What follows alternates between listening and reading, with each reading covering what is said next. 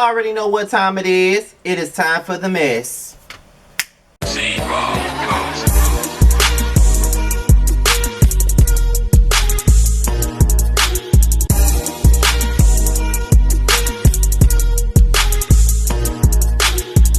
What's going on, y'all? This be your boy Scattered by Nature TV, and we're here for another episode of Yes for the Mess, honey. Okay, and we are here to talk about Travis Scott and Stevie J and Faith Evans. But before we get into Stevie J and Faith Evans and everything else, we're going to start off with Nicki Minaj and Kenneth Petty once more. Now, as you guys already know, this harassment lawsuit with Jennifer Ho, Nicki Minaj, and Kenneth Petty is ongoing right now. And apparently it's been said that Nicki and Kenneth Petty are affiliated with the Queens-based gang. Okay, it's a lot coming out in this story. It's a lot coming out in this case, and child, we are learning the shit as time goes by. Okay, so let's get into this article.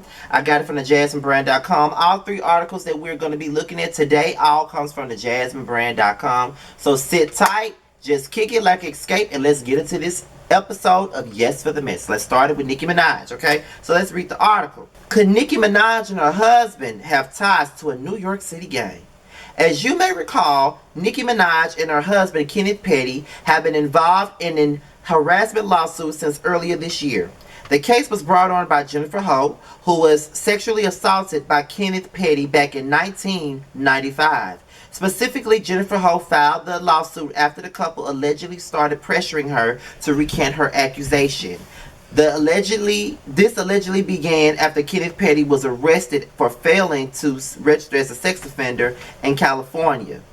As the lawsuit continues to go strong, Nicki and Kenneth Petty have recently been accused of being a part of a gang. Specifically, attorney Tyrone Blackburn, who has represented Jennifer Ho, and the case says the pair is affiliated with the Mock Bella Brims gang of Queens, New York. Tyrone Blackburn made his formal accusation in court, reportedly showing the judge footage of Nicki Minaj and Kenneth Petty to support his claim. The attorney stated, Kenneth and Nicki were both in this district in Jamaica, Queens, New York.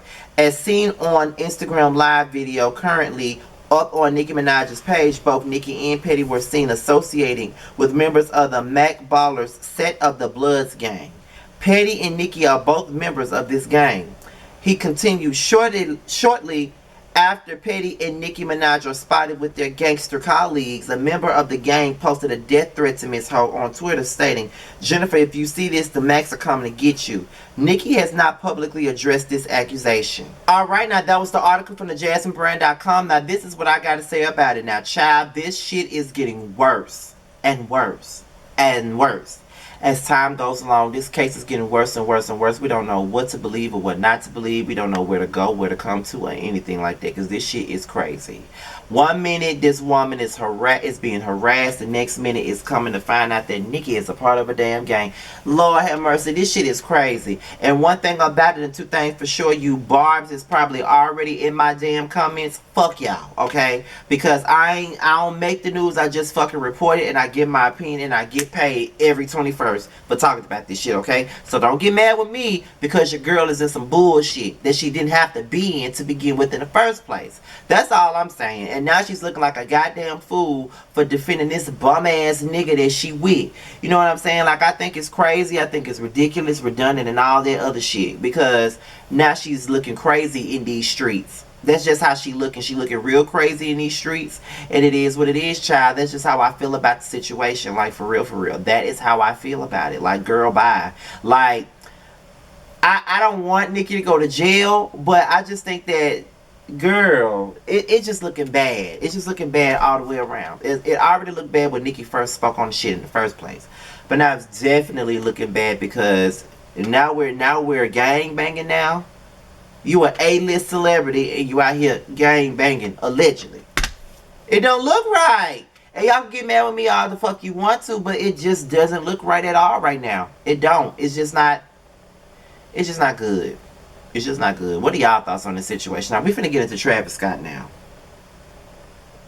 Now, you guys already know with Travis Scott, he had a concert, people got killed, all types of shit. So, we about to get into this article about him. Now, this article comes from the JasmineBrand.com, and it basically is telling us that Travis Scott is being sued by a 9-year-old that's on life support, and he's also hit with 19 other lawsuits over a deadly Astroworld incident. So let's get into this article real quick. So it says that Travis Scott continues to get into more and more legal trouble over his deadly Astroworld festival. According to reports, so far 8 people have been confirmed dead, with their ages ranging from only 14 to 27. 13 people have been hospitalized. As of Monday, November the 8th, 20 lawsuits have been filed in the Harris County District Court in relation to Astroworld. The 30-year-old rapper was named personally in 17 of the lawsuits. All of the lawsuits named the company in charge of organizing the event, Live Nation Entertainment, as a defender. The lawsuits are accusing the individuals and corporations of negligence and gross negligence that resulted in injuries for the plaintiffs. One of the most shocking lawsuits come from the youngest victim, a 9-year-old by the name of Ezra Blunt. Ezra attended a concert with his father, Tristan Blunt. He was on top of his dad's shoulders, but once Travis took the stage, people began pushing towards the front, squeezing Tristan's body so lightly that he fainted, and Ezra fell into the crowd. Reportedly, Ezra is currently in a medically induced coma and is on life support after being trampled nearly to death. He's also suffering severe damage to his liver, kidney, and brain. Nationally renowned personal injury attorneys Ben Crump, Alex Hillard, and Bob Hillard have sued Travis Scott on the 9-year-old's behalf.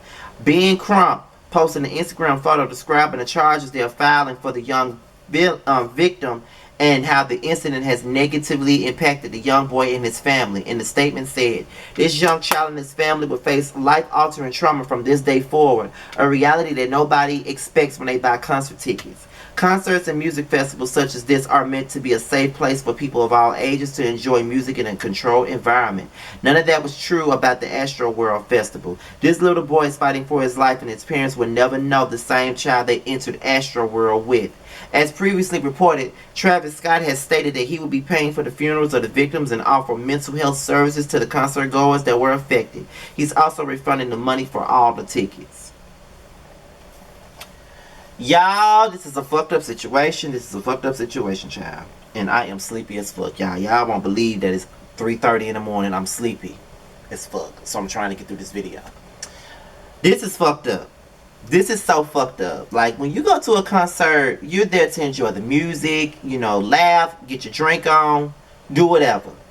You're not expecting to go to a concert to get shot up and fucked up and be in a damn coma just for going to see your favorite artist. Like, that's not what you go to a concert to see. And I just feel like this. It's fucked up. Like, where was the security at? Like, what was really going on? Like, what's going on? And I hate that Travis is being blamed for this, but bruh, at the same time, it's like, it's your fault. Your concert, your fault. And your promotional team and everything else, like, it's all a fucked up situation. Like, it's completely fucked up. And I feel sorry for the victims. I feel sorry for the people that's hospitalized, especially for the little boy that's on life support.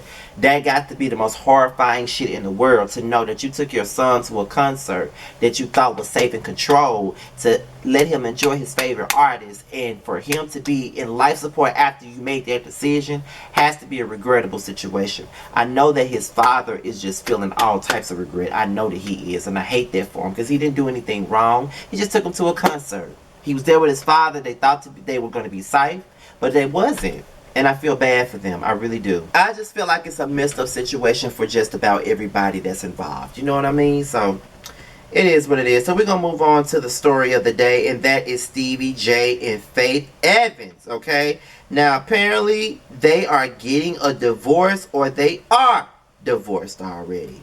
As you guys already know, they got married a couple of years back, and they've been happy for most of the time they've been married, but child, looks like they ain't that damn happy. So we finna get right on into it. Apparently, Stevie J is the one who filed for divorce after 3 years of being married to Faith Evans. So let's get into it. So Stevie J and Faith Evans have called it quits. Yesterday, on November the 8th, reports began circulating that Stevie J, real name Stephen Aaron Jordan, has filed for divorce from Faith Evans. The pair tied the knot back in 2018, and they dealt with a number of alleged marital issues throughout their union, including Faith Evans getting arrested for domestic violence against her husband last year. Despite the recent divorce filing, Stevie J and Faith Evans both still follow each other on Instagram. It is also worth noting that just a week ago, Faith Evans shared a post to commemorate Stevie J turning 50 years old. This is Stevie J's first divorce, while it's Faith's second. The Soon As I Get Home singer was previously married to Biggie Smalls from 1994 to 1997 till his death, and she was later married to Todd Russell from 1998 to 2011. While Stevie J had never been married before Faith Evans, his dramatic love triangle with Mimi Faust and Jocelyn Hernandez memory played out on Love and Hip Hop Atlanta. The record producer was with Mimi Faust from 1997 to 2012, and his relationship with Jocelyn Hernandez ended for good in 2016. Neither Stevie J nor Faith Evans have publicly addressed the situation on social media, and it's presently unclear if they have a prenup in place. But first of all, we already knew that this shit wasn't gonna last, and we already knew that Faith Evans and Stevie J had no business being together. No business being together. Because first of all, wasn't Stevie J Biggie best friend? So why the fuck you marrying your deceased husband's best friend? Number two, Faith, have you seen his disaster of a love life? You've known him for years, so I'm pretty sure you seen him when he was with Eve. I know you seen him with all of this shit, with Mimi, all of this shit. So why would you subject yourself to the same old bullshit that he subjected these other women to? Like, I don't understand it. I don't get your logic. I don't get it. I don't understand. But girl, what made you think that you would be any different from the rest of these hoes? That's all I'm saying. What made you think you would be any different? Because you wasn't. Like, Stevie J don't give a fuck about y'all. He really don't. He don't care about none of these women. He gonna do whatever the fuck he wanna do. And that's just facts on facts. Period. It's just facts on facts. I just feel like that was a bad decision. I feel like you should have known what you was getting yourself into when you got with Stevie. Like, just earlier this year, I think it was earlier this year or just last year on Yes for the Mess, where Faith was arrested for domestic violence and some shit like that, and it was some alleged cheating going on and shit like that. Like, come on now. Come on. Like, you gotta be smarter than that, Faith. You gotta be smarter than that. You really do. But I don't know. Like, but are we surprised that they're getting a divorce? No. We didn't expect for this to be a happily ever after. Hell, I'm surprised it lasted for 3 damn years. If you really want to be real about it, I'm surprised it lasted that fucking long. But it is what it is. It's just life, and people get divorced, child. Because I didn't think that Kendu and Mary would get divorced. But look at them. Divorced. And paying alimony. And all of that other shit. So, hopefully the story continues to unfold, and we'll have more to talk about on this. But y'all, this was Yes for the Mess. Be sure to like, rate, comment, and subscribe. Also, click the notification bell so you can be notified whenever a video drops. Also, you can follow me on my social media. My Twitter and my IG will be down below. If you want me to follow you back on IG, all you gotta do is hit me up in the DMs with the hashtag Team Scotty message, and I will definitely follow you back. With that being said, you guys, I'm out of here. I'm finna go to sleep, y'all. I'm about to fucking fall out right now. I'm out of here, y'all. To my next video. Peace out. We can always find our way to a fun moment, even in the shady bunch.